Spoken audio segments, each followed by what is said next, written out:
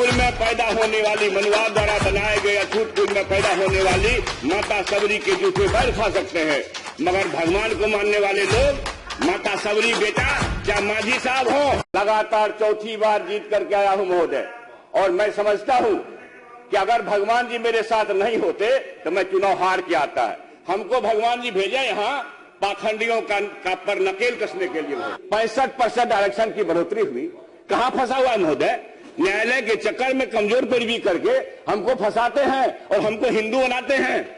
भैया आप अभी तो आरक्षण दे दो, हिंदू बनाना चाहते हो तो। आदिवासी दलित पिछड़ा हिंदू नहीं है क्या?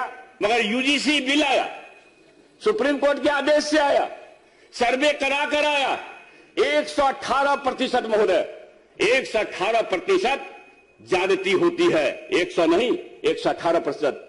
और यूजीसी बिल के खिलाफ कंस्पिरेसी हो गई। जिन सेवा समाज के आदर्श होते थे वो तेलिया कहने लगे, तेलीवा कहने लगे महोदय। यही पाखंडवाद है। भगवान राम जी अछूत कुल में पैदा होने वाली मनुवाद द्वारा बनाए गए अछूत कुल में पैदा होने वाली माता सबरी के जूठे बैल खा सकते हैं, मगर भगवान को मानने वाले लोग माता सबरी बेटा चाहे मांझी साहब हो कि राष्ट्रपति कोविंद साहब हो, उनको ना मंदिर जाने देंगे ना और कहीं जाने देंगे महोदय। क्या है महोदय? 17 साल के एनडीए शासन में मेडल लॉ नौकरी पर था क्या तेजस्वी प्रसाद यादव का साधुवाद इस सदन को नहीं व्यक्त करना चाहिए? सत्ता पक्ष के एक सुरखाब के पंख लगा के आए हैं। बिजली बिल माफी इसी सदन में माननीय मुख्यमंत्री जी और हमारे पितामह कोसी क्षेत्र के विजेंद्र बाबू करे ना, बिजली बिल माफी नहीं हो सकती है, मगर आप बिजली बिल माफ करने के लिए मजबूर हुए कि नहीं महोदय? कटौती प्रस्ताव के पक्ष में तथा सरकार के शिक्षा बजट पर प्रस्तावित बजट के खिलाफ में बोलने के लिए खड़ा हुआ हूं। आपने समय दिया, इसके लिए बहुत बहुत साधुवाद।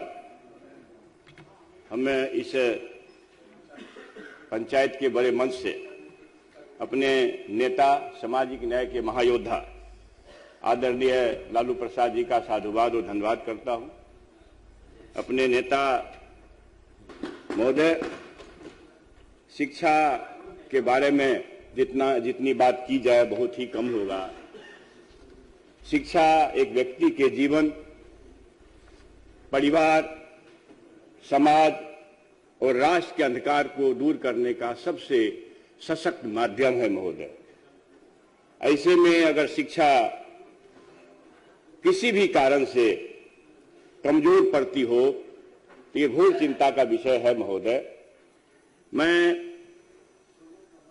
अध्यक्ष महोदय आपके माध्यम से सरकार के संज्ञान में लाना चाहता हूं और इस बात को, क्योंकि जो चिंताजनक स्थिति पैदा हुई है, इस बात के लिए पक्ष और विपक्ष सब लोग को एकमत होना चाहिए कि आखिर ये जो नशा बेशुमार फैले हैं, 1.5 साल की बच्ची के साथ कल हमारे यहां बलात्कार हुआ और उसके प्राइवेट पार्ट में रॉड छोड़ दिया।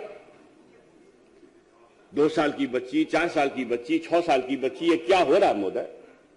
और सरकार को विशेष रूप से इस मामले में पहल करनी चाहिए। इसमें मैं उम्मीद करता हूं कि सारे विपक्ष का आपको सहयोग मिलेगा कि आखिर ऐसा हो क्यों रहा है, ये बातें आ कहां से रही है। अगर हम आर्थिक सर्वेक्षण का जो प्रतिवेदन है बस 25-26 का, इसको देखेंगे महोदय तो तालिका संख्या 12-14, पेज संख्या 425 स्पष्ट है कि नामांकन प्राथमिक स्तर पर कमजोर हुए हैं। अब लोग अपने बच्चों को नशा की तरफ ले जा रहे हैं, मजबूर है। ऐसी स्थिति भयावह है, पता नहीं एक सदस्य वाकिफ होंगे कि इस ढंग से पता नहीं क्या हो गया है कि बच्चे को अगर मना करते हैं माता पिता तो माता पिता पर भी गोली चलाने की स्थिति, मानसिकता रखते हैं। रोज दिन महोदय 300 रुपया के लिए, 500 रुपया के लिए जो प्रतिवेदित नहीं होती घटनाएं, 800 रुपया के लिए फेरी वाले का ये लोग छीन करके सूखा नशा खरीद करके पीते हैं, खाते हैं, जो भी इस तरह की बातें होती है। तो ये महोदय अगर इसको हम आपके सामने है, मैं पटल पर रख दूंगा कि 23-24 के अपेक्षा 24-25 में 7,49,000 बच्चे कम नामांकित हुए प्राथमिक स्तर पर। कहां जाएंगे? नशा में लोग जा रहे हैं तो होगा क्या? उससे संयुक्त रूप से अनुसूचित जाति के 1,63,000 बच्चे स्कूल नहीं जा सके, अनुसूचित जनजाति के तो 17,000 हैं, और लड़कियों में 5,37,000। तो इस तरह से मैं महोदय, और वही स्थिति है माध्यमिक शिक्षा का। माध्यमिक शिक्षा का क्या है? नामांकन की में कमी, लड़कों में तो कम है, 32,000 है, लेकिन अनुसूचित जाति में 1,69,000 है।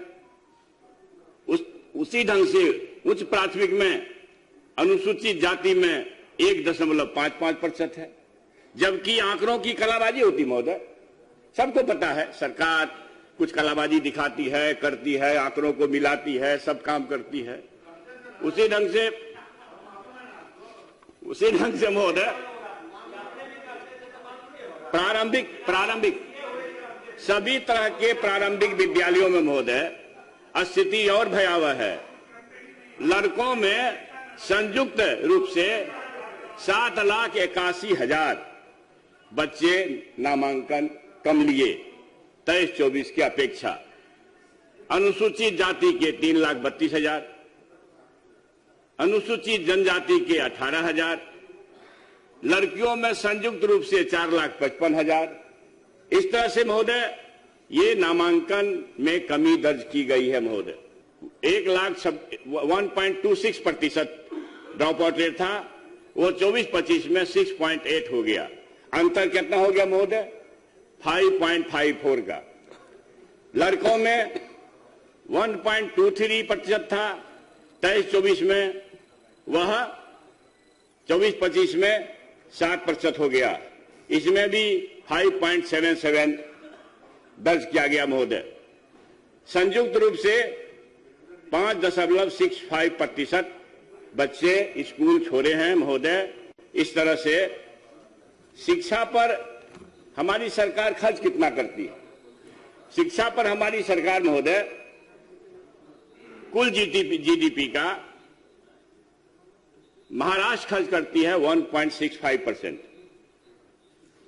1.65% प्रतिशत में जीडीपी का, और वह रुपया होता है राशि महोदय 1 लाख करोड़।